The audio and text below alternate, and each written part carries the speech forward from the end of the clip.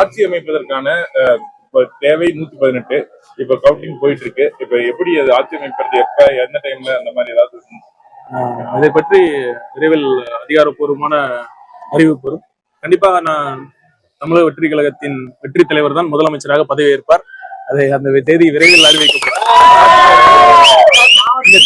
இந்த தீர்ப்பு இந்த தமிழக வெற்றி கழகத்திற்கான தீர்ப்பு, நம் தலைவர் விஜய்க்கான தீர்ப்பு. அவர்தான் முதலமைச்சராக வேண்டும் என்று மக்கள் ஒருமனதாக தேர்ந்தெடுத்து விட்டனர். மாவட்டத்தில் 6 தொகுதியில் 5 தொகுதியில் தமிழக வெற்றி கழகம் வெற்றி பெற்றிருக்கு. இதுல வந்து குறிப்பா திருச்செங்கோடு தொகுதியில நீங்க மாவட்டத்தில் அதிக வாக்குகள் வித்தியாசம் வெற்றி பெற்றிருக்கீங்க. இது எப்படி பாருங்க? ரொம்ப சந்தோஷமா இருக்கு. இப்ப நாங்க என்னன்னா, மற்ற வேட்பாளர்களுக்கு மேபி என்ன சொல்லலாம், குறைந்த டைம் கிடைத்ததாக அது ஒரு காரணமா இருக்கலாம்.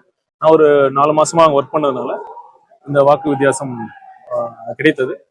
மற்ற வேட்பாளர்களும் கிடைத்ததுனால கண்டிப்பா அவங்களும் ஒரு நல்ல வித்தியாசத்தை ஜெயிச்சிருப்பாங்க. திமுகவை பற்றி மேலும் நாங்க பேச விரும்பல. ஏன்னா மக்களே தீர்ப்பு, திமுக ஆட்சி எப்படி இருந்ததுன்னு தமிழக மக்கள் தீர்ப்பு வழங்கிட்டாங்க. ஒரே ஒரு வரியில சொல்லணும்னா, திமுக தலைவர் முன்னாள் முதலமைச்சர் அவர் தோற்றுவிட்டார். அதுவும் ஒரு குறிப்பிட சொல்லும் வாக்குகள் வித்தியாசத்துல தோற்றுவிட்டார். இது போதும். மக்கள் திமுக ஆட்சி எப்படி இருந்ததுன்னு தெளிவா சொல்லிட்டாங்க. துணை முதலமைச்சர் பெயர் வந்து இடம்பெற்றதா வந்து கூறப்படுது. ஏதாவது துணை முதலமைச்சர் ஏன் பாஸ், நல்லா தானே போயிட்டு இருக்கு. தாவேக்கூடிய ஆட்சி எப்படி இருக்கும் அப்படின்னு மக்களுக்கு வழி சொல்லணும். எப்படி இருக்கு, நினைத்து எப்படி இருக்கு, எந்த மாதிரியான இருக்கும், அணுகுமுறை எப்படி இருக்கும்? ஏன்னா இப்ப 50 ஆண்டுகள் கழிச்சு இப்ப தாவேக ஆட்சி அரசியல் பொறுப்புல உட்கார்றதுக்கான வாய்ப்பு கிடைச்சிருக்கு. இதை எப்படி பயன்படுத்திக்க போறீங்க? உங்க இளைஞர்களை வந்து ஒரு வரணும்னு நினைச்சு இத்தனை மக்கள் உங்களுக்கு வாக்களிச்சிருக்காங்க. இந்த சமயத்துல அவங்களுக்கு என்ன சொல்ல விரும்புறீங்க? உங்களோட கருத்தை நீங்க பதிவு பண்ணுங்க. தலைவர் ஆரம்பத்துல இருந்து என்ன சொல்லுவாரு, இந்த மாதிரி எம்எல்ஏ, மினிஸ்டர், ஒரு முதலமைச்சருங்கிறது பதவி இல்ல, பொறுப்பு அப்படின்னு தான் ஆரம்பத்துல இருந்தே சொல்லுவார். கட்சி நிர்வாகிகள் எல்லாத்துக்கும் சொல்லுவாரு. கண்டிப்பா மிகப்பெரிய பொறுப்பு மக்கள் கொடுத்திருக்காங்க. ஒரு நல்ல ஆட்சி, மக்கள் நலன் சார்ந்த ஆட்சி.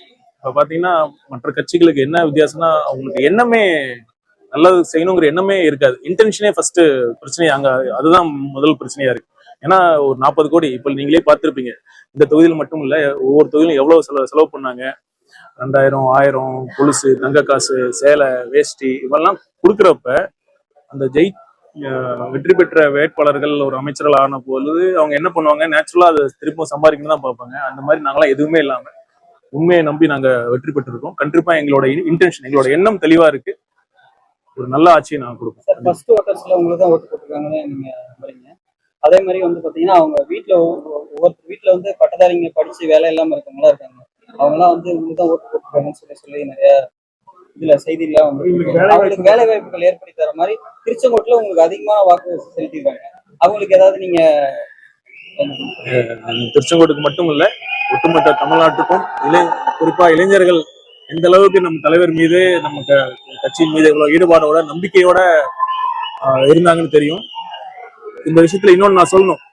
நம்ம தலைவரோட மிகப்பெரிய சாதனை, என்னை பொறுத்த வரைக்கும் மிகப்பெரிய சாதனைனா, அரசியல் மீது இளைஞர்கள் மட்டும் இல்ல, அனைத்து மக்களுக்கும் ஒரு புதிய நம்பிக்கையை கொடுத்திருக்காரு.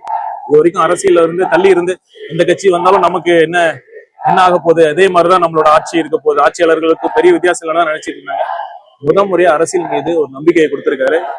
என்ன தலைவரும் சொல்லுவாரு, நானும் அதை நம்புறேன். அரசியல் தான் இருக்கிறதுலே புனிதமான தொழில். இப்ப பாத்தீங்கன்னா நான் ஒரு மருத்துவரா இருந்திருக்கேன். மருத்துவம் புனிதமான தொழில்னு சொல்லுவாங்க. ஆனா தலைவர் சொல்றது என்னன்னா, அது நானும் நம்புறேன்.